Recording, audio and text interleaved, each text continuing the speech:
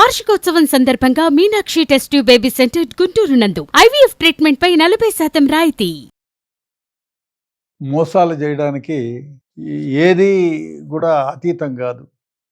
అంటే కవిత్వానికి ఏది అతీతం కాదన్నట్టు మోసం చేయడానికి అనేక మార్గాలు. దాంట్లో ఒక అత్యుత్తమమైన మార్గం ఏమంటే, మీకు ఉద్యోగాలు ఇప్పిస్తాము, మీకు మంచి భవిష్యత్తు ఇస్తాము అని ఇండియాలో అనేక రకాలుగా మోసాలు చేస్తున్నారు.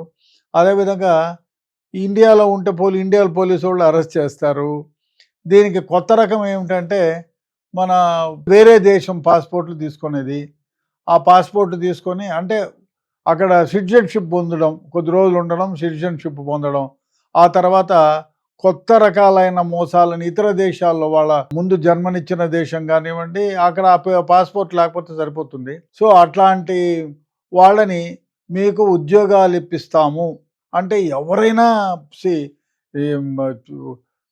డబ్బులు ఖర్చు పెట్టి, నాకు తెలిసి కూడా చాలామంది ఇళ్ళు పొలాలు తాకట్టు పెట్టి కొడుకులకి ఇచ్చి ఏదో వాడు బాగుపడతాడు, మంచి జీతాలు వస్తే మళ్ళీ ఈ తాకట్లు వదిలించుకుంటారని చాలామంది వేల సంఖ్యలో భారతదేశంలో ఈ డబ్బులు అన్ని కుదవులు పెట్టి ఇట్లాంటి కొన్ని సంస్థలకి డబ్బులు ముట్టజెప్పి వాళ్ళు మోసాలు చేస్తే ఉద్యోగాలు రాక ఈ అప్పులు తీర్చుకోలేక చాలామంది ఆత్మహత్యలు కూడా చేసుకున్నారు. వీళ్ళ విషయానికి వస్తే నందూస్ వరల్డ్ ఈ యూట్యూబ్ ఛానల్ స్టార్ట్ చేసింది రమానందన్ అని. అంత క్రితమే మధుకర్ జాగర్లమూడి, ఈయనేమో డెస్టినీ ఎడ్యుకేషన్ అని యూకేకి పోయినారు. లండన్లో ఉండి కొద్ది రోజుల తర్వాత వాళ్ళు అక్కడి పాస్పోర్ట్ హోల్డర్స్ అయినారు సిటిజన్షిప్ తీసుకొని. తర్వాత ఏం చేసినారు, వాళ్ళు ఏదో ఒక రకంగా ఇండియాలో ఉండే వాళ్ళని మోసం చేసి డబ్బులు సంపాదించాలని, అయ్యా మా దేశానికి వస్తే ఇక్కడ మేము డెస్టినీ ఎడ్యుకేషన్, మా దగ్గర ఎడ్యుకేషన్ సంస్థలు ఉన్నాయి, వాళ్ళు మాకంతా ఉంది, అదే కాకుండా మాకు ఇక్కడ ఆఫీసులు ఉన్నాయి, అందులో మీరు పనిచేస్తే మీకు మంచి జీతాలు ఇప్పిస్తాం, అదే కాకుండా మా ఈ కన్సల్టెన్సీ ద్వారా లండన్లో యూకేలో ఉండే అన్ని సంస్థల నుంచి కూడా మాకు వడంబడికలు ఉన్నాయి, వాళ్ళకి చెప్పి మీకు ఉద్యోగాలు మంచి మంచి ఉద్యోగాలు ఇప్పిస్తామని చెప్పి అనేక రకాలుగా ప్రకటనలు చేసి యూట్యూబ్ ఛానళ్ళ ద్వారా అది ఇది చేసి, ఇంకొక రకంగా ఏమంటే కొందరు అమ్మాయిల్ని ఇక్కడ వాళ్ళ ఆఫీస్ తరఫు నుంచి వర్క్ ఫ్రమ్ హోమ్ అనో లేకపోతే ఆఫీసులు పెట్టారు. ఒకటి విజయవాడలో పెట్టారు, ఒకటి గుంటూరులో పెట్టారు, ఒకటి హైదరాబాద్లో పెట్టారు.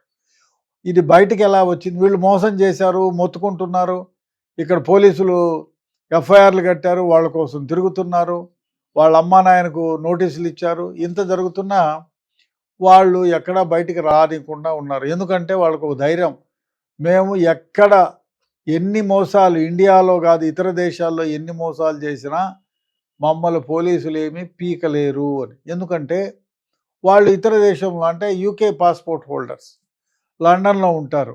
మనము వాళ్ళని అరెస్ట్ చేయాలి అంటే ఏం చేయాలి, సిబిఐకి రిక్వెస్ట్ పంపించాలి. ఆ సిబిఐ వాళ్ళు ఇంటర్పోల్కు రిక్వెస్ట్ పంపిస్తారు.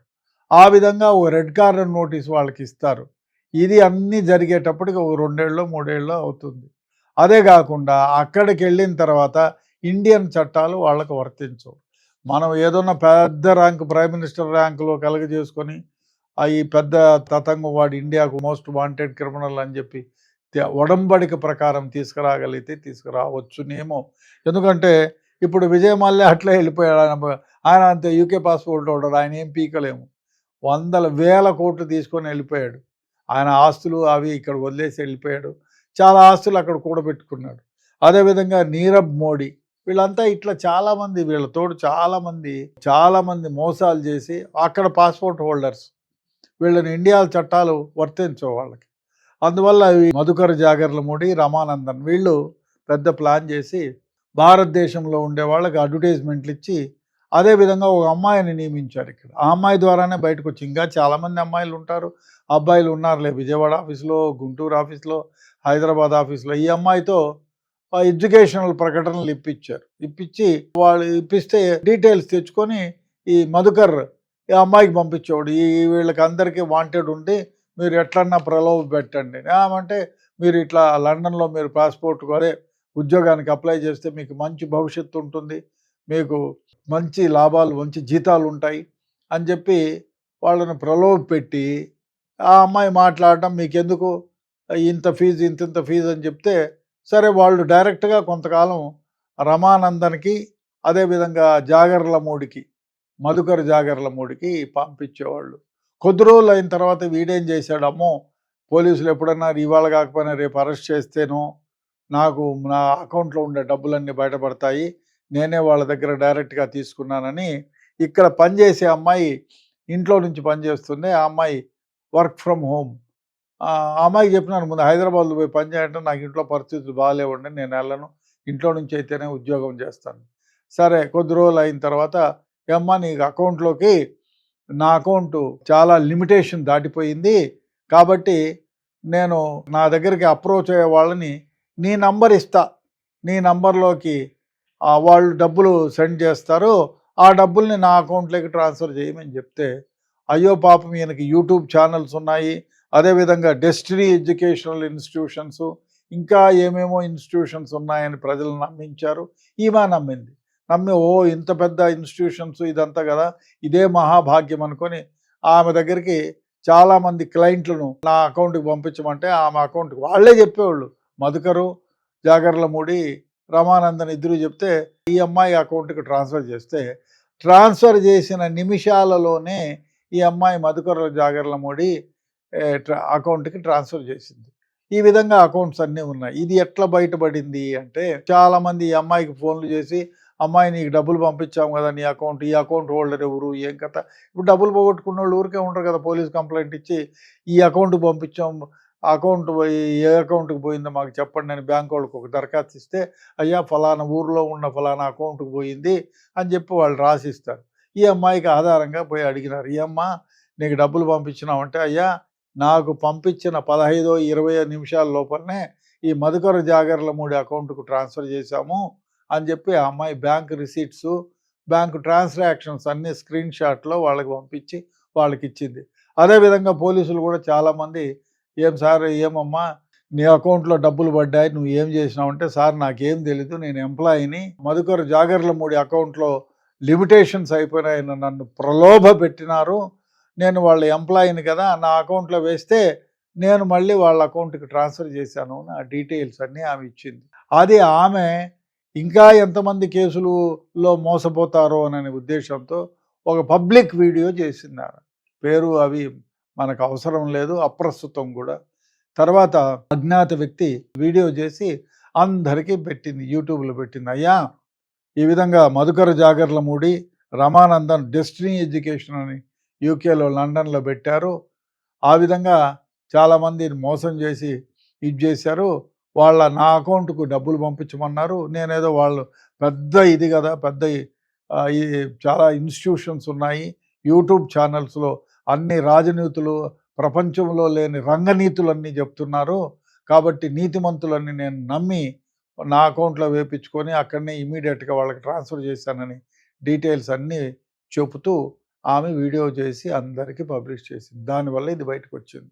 అది వన్ ఆఫ్ ది ఇదవుతుంది. ఏది ఏమైనా ఇట్లాంటి విదేశాల్లో ఉద్యోగాలు ఇప్పిస్తామని నమ్మబలికి వాళ్ళు లండన్కి ఇంకొక కపుల్ పాపం ఉద్యోగాలు ఇప్పిస్తామంటే ఆలుమొగుడు వాళ్ళ అకౌంట్కి డబ్బులు చేసి ఈ డబ్బులన్నీ లక్షల్లో చేసి అక్కడికి వెళ్ళిన తర్వాత ఒక పిచ్చి లాడ్జ్లో పెట్టి అకామిడేషన్ ఇచ్చి ఈ ఉద్యోగాలు చేయండి అని అన్నానికి సరిపోకుండా కూడా వాళ్ళకి ఏదో జీతాలు ఇచ్చేసినారు. ఎన్ని రోజులైనా ఉద్యోగం రాలే, ఊడిగం చేయి, ఆ హోటల్లో పనిచేయి, ఈ హోటల్లో పనిచేయి, పెట్రోల్ పంపులో పనిచేయి, ఇక్కడ క్లీన్ చేయి, అక్కడ క్లీన్ చేయమని చెప్తే వాళ్ళు అయ్యా మేము మోసపోయినామని గ్రహించి భారతదేశానికి వెనక్కి వచ్చేసారు. వెనక్కి వచ్చి వాళ్ళు కంప్లైంట్ ఇచ్చారు. ఇట్లా చాలామంది పోయి ఇబ్బంది పడి వెనక్కి వచ్చిన వాళ్ళు ఉన్నారు.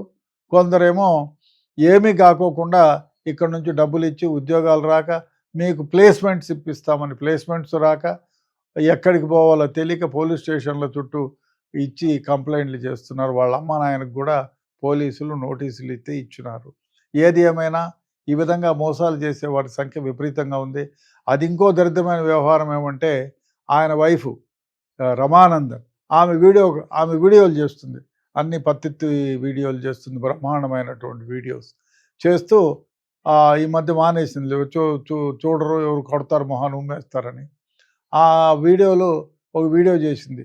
మా పైన లేని అభియోగాలన్నీ పెట్టి సోషల్ మీడియా అంతా వెధవది, సోషల్ మీడియా వెధవది, నువ్వు కూడా సోషల్ మీడియాలోనే పెట్టినావు కదా తల్లి, సో వెధవది, కాబట్టి సోషల్ మీడియాలోనే నమ్మకండి, సోషల్ మీడియా ద్వారా మమ్మల్ని అగౌరవపరుస్తున్నారు, మమ్మల్ని లేని విధాలుగా ఇబ్బంది పెడుతున్నారని చెప్పి వీడియో చేసి ఏది ఏమైనా నిజం నిలకడలోనే తెలుస్తుంది అని చెప్పింది.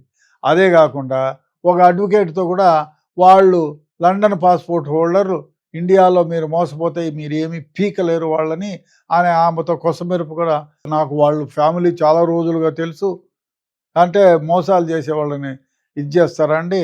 తప్పు కదా. అందరూ చాలామంది మోసపోయినారు, కంప్లైంట్ ఇచ్చినారు. ఇతర దేశాల్లో ఉంటే ఎట్లా పట్టుకుంటారు? ఇప్పుడు నీరవ్ మోడీని ఎవరు పట్టుకున్నారు, విజయమాల్యాని ఎవరు పట్టుకున్నారు? కాబట్టి ఇట్లాంటి వీడియోలు సపోర్ట్ చేసే వాళ్ళని కూడా డెఫినెట్గా చేయకూడదండి.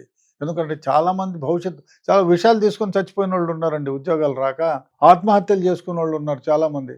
దయచేసి ఉద్యోగాలు ఇప్పిస్తే చాలా సంతోషం, ఇప్పించిన వాళ్ళు గమ్మున ఉండండి. ఉద్యోగాలు ఇప్పిస్తామంటే వాళ్ళకి వయసు అయిపోతుంది, నీ చుట్టూ తిరిగి నాకు తెలిసిన కుర్రాళ్ళే, ఆ విజయవాడ కుర్రాడు ఉన్నాడు, ఇక్కడే ఈ మధ్య ఎక్కడో పనిలో పెట్టించినాం పాపం, ఏదో మోటార్ సైకిల్ నడుపుకుంటే యాక్సిడెంట్ అయితే హైర్ చేసి మోటార్ సైకిల్ నడుపుకుంటుంటే. ఇట్లా వాళ్ళు చాలామంది ఉన్నారండి. ఎందుకంటే ఉద్యోగాలు ఇప్పిస్తామంటారు, డబ్బులు ఇప్పించుకుంటారు, లేదు ఆ కంపెనీనే ఎత్తేస్తారు, వాడు ఎక్కడ ఉన్నాడో అడ్రస్ తెలియదు, ఎన్నిసార్లు ఊరు మారిపోతున్నారు. ఇట్లా ఏం చేస్తారు చివరికి? ఇప్పుడు ఉన్న ఎకరమో 2 ఎకరాల పొలం కుదవబెట్టి డబ్బులు తీసుకొచ్చిపోయినాడు, అక్కడ పొలము అది ₹2 ₹3 వడ్డీకి తెస్తే అది మీటర్ తిరుగుతూనే ఉంటుంది. వీడికేమో ఉద్యోగం రాదు, వీడేమో ఉద్యోగం వచ్చిందనే భ్రమతో కొందరు పెళ్ళిళ్ళు చేసుకొని పెళ్ళాలను వదులుకున్న సందర్భాలు ఉన్నారు. కాబట్టి దయచేసి మీరు ఉద్యోగాలు నిజంగా ఇప్పిస్తే మహా సంతోషం, లేకుండా ఉద్యోగాలు ఇప్పిస్తామని చెప్పి భ్రమ పెట్టి వాళ్ళ జీవితాలతో ఆడుకోకండి. ఆ అబ్బాయి జీవితం నాశనం అవుతుంది, ఆ అప్పులు తెచ్చిన తల్లిదండ్రులు అందరూ కలిపి ఉర్రేసుకొని సావాల్సి వస్తుంది. కాబట్టి దయచేసి ఇట్లాంటి వాళ్ళని సపోర్ట్ చేయొద్దు. ఇట్లా మోసగారి వాళ్ళని డెఫినెట్గా చట్టాలు ఏమి చేయలేవు అనుకుంటే నిజమే, ఏమి చేయలేవు. ఇతర దేశాల్లో పాస్పోర్ట్ హోల్డర్స్ ఉంటే మనం ఏం చేయగలుగుతాం? అక్కడ ఇప్పుడు టైం పడుతుంది. నేను సిఐడిలో పనిచేసే కాలంలో కూడా మాకు రెడ్ కార్ అక్కడి నుంచి ఇప్పుడు ఇతర దేశాల నుంచి, అమెరికా నుంచి వచ్చిన సందర్భాలు ఉన్నాయి. నేను ఎంక్వైరీ చేశాను. వాడు ఇక్కడ ఈరోజు మన స్టేట్లో ఉన్నారంటే సిబిఐ నుంచి మనకి ఇంటర్పోల్ నుంచి వస్తాయి. ఇంటర్పోల్ నుంచి వస్తే వాళ్ళ అడ్రస్లు కనుక్కొని చెప్తామయ్యా, మా దేశంలో ఉంటే ఇక్కడ ఇన్ని రోజులు ఉన్నాడు, తర్వాత వేరే దగ్గర ఇక్కడ లేదు, ఉత్తరప్రదేశ్ బీహార్కో వెళ్ళిపోయినాడు, బీహార్లో ఈ అడ్రస్ ఇచ్చినారు, మీరు కనుక్కోండి. అక్కడ అది ఫాల్స్ అడ్రస్ ఉంటుంది. అదేవిధంగానే ఉంటుంది. మేము కూడా చాలా ఇంటర్పోల్ ద్వారా, నేను సిఐడిలో ఉన్నప్పుడు సిఐడిలో ఆఫీసర్ ద్వారా మాకు ఇస్తారు ఎంక్వైరీకి. అదేవిధంగా కూడా ఇతర దేశాల్లో ఉండే వాళ్ళకు కూడా ఇదే వర్తిస్తుంది. కాబట్టి దయచేసి ఉద్యోగాలు కావాలనుకునే వాళ్ళు ఇట్లాంటి వాళ్ళ ఉరిలో పడకండి, అట్లాంటి ఉచ్చులో పడకండి. ఉరి అది, ఉచ్చు కాదు. ఉచ్చుగా అనడం తప్పు, ఉరి. ఎందుకంటే డబ్బులు ఇప్పుడు కోటీశ్వరుడు డబ్బు ఉంటే వాడు ఏదో వ్యాపారమో టీ బంక్ పట్టుకొని అన్న బతికిపోతారు కదా.